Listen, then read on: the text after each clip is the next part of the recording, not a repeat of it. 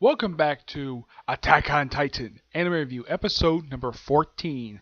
This is reviewing the 43rd episode of the anime, Sin. This one adapts, well, the chapters will pages up from these chapters. One chapter I think there are a few pages of. There's actually overall 5 chapters overall. They adapt for this episode, pages from these following chapters.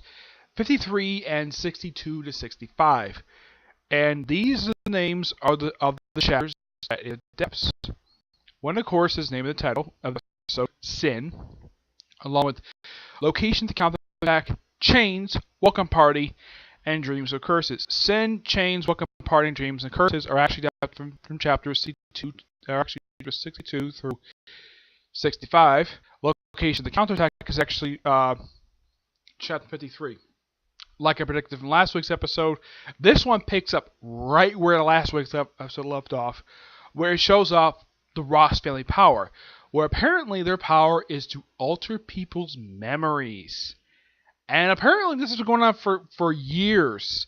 Heck, they even mentioned this in another conversation outside this location, which apparently this is actually underneath the walls. This is made from the walls, but this location actually underneath the chapel, which they have a flashback of, of the Ross family chapel that was destroyed unexpectedly. They say by bandits, but they reveal in this episode it was not done by random bandits. Oh no, this is done by Aaron's jerk of a father, Gersha, who apparently thinks he thought was almighty, transformed himself into a Titan, and massacred almost the entire Ross family with the exception of Reed Ross himself. And this kind of explains why, in our flashback, Historia was, well, basically he wanted to be close to her because she was the only family left. Yep. And there was a woman showing her flashback. Long black hair, Frida, revealed in this episode to be her half-sister, which I kind of knew because I read the manga. Yeah. And what else? And we also see Erwin and Proxus sending the troops out to go look for Eren and Historia. The scouts already know exactly where they are and they head straight to the chapel, and the episode ends with them about to go into the chapel itself to basically start a big, humongous battle underground, which that's the next episode is all about, Wish. And I gotta say, this is mostly an episode focused on character development for Historia herself, with a little bit of flashback to reveal what happened with Eren when he first got his Titan power, because all you saw in another flashback was him just being knocked out and not remembering anything. Reed and Historia used their power to restore his memories, and apparently unlock his father's memories of what had happened. Yeah, because it turns out that Eren ate his father, who was also Titan Shifter as well. Okay. Yes, this also happened in manga as well. And I gotta appreciate the special effect they used for this episode, this sort of kind of like yellowish energy. They also use this whenever Eren transforms to his Titan form. And it looks like Frida was a female Titan who basically looked very similar, had a similar style of what Annie was when she was a female, when she was in a female Titan form, which by the way, Annie is nowhere in this arc. Should point out though, after her imprisonment, after her in that shell, she's never seen the manga ever again until very recently, where she's still in that capsule stuff. Yep. And Armin, and I'm sure that probably the plan is probably this, that Mitsuka goes rescue Eren, Armin goes rescue Historia, and everybody else take out Kenny and his troops. Which you get in this episode, you also get a little bit to figure out exactly about Mitsuka's history, where, and this is something that really kind of bothered me. The way they describe her mother is that she's from the Oriental clan. Yeah, I'm like, this is a Japanese anime, and they're using a term that's been outdated for years, and yeah, that was sort of a racist term describing people from Asia. What was wrong calling these people Asians?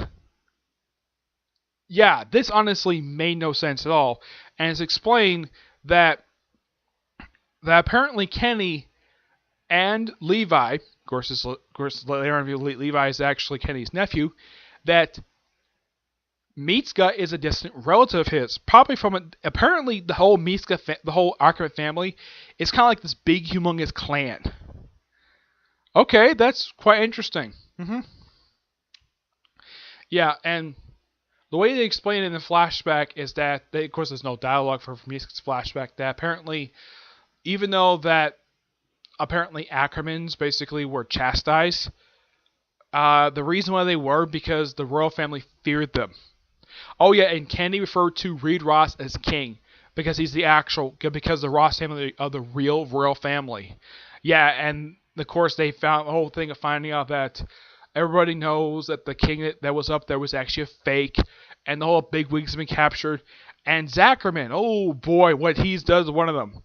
Where apparently he turns the guy upside down. Apparently he only can digest from his mouth, which I'm like, ugh. I'm glad the scene did not last long because this looked very disgusting. Because one of the jerks they captured from the last episode apparently is turned upside down, stripped butt naked, and all the thing he's wearing, because they don't show anything else, but it looks like he's stripped butt naked, and all he's wearing is shoes and socks. Yeah. Apparently Zachary has had this plan for years of torturing and humiliating these particular people. Though it's unknown what happened to what they all only know about one. And of course the guy still thinks he's high and mighty, despite the fact the guy is a convicted traitor. Yep. So this by far was a really good episode, and this was really interesting. Good, a little bit more development of Mitsuka, which I thought was really nice, and more of a backstory reveal for Historia, basically. She got her memory so restored to her thanks to touching Aaron, because apparently she's a Ross. And apparently I'll restore her own memories for when Frida was one teaching her how to read and write. Not a bad idea for Frida to do, because after all, they're family. Of course, Astoria didn't know that at all. In the case of Reed, he knew exactly who she was talking about. And she says, that's Frida Ross, your half-sister. And she seemed genuinely surprised that this was actually her sister. And the way he describes how his family was killed, like some they were killed by being crushed, stomped on. Frida actually was in a Titan form. She basically got killed quickly, and I'm like, wow, man, what? It's just horrifying what happened to this man's family. But what his plans are is quite stupid. They reveal that a little bit later. But this was a fantastic episode and great setup for next week's episode, Wish. Okay, so that's it for this particular review. Stay tuned for my 2 comic corners. I wanted to do those next, but I figured I wanted this one because I was really wanted to watch this episode. So I watched the episode, and then I'm going to do the comic corners. Alright? I'm going to do one right now, right after finish this video, okay? But until see you next video. Bye.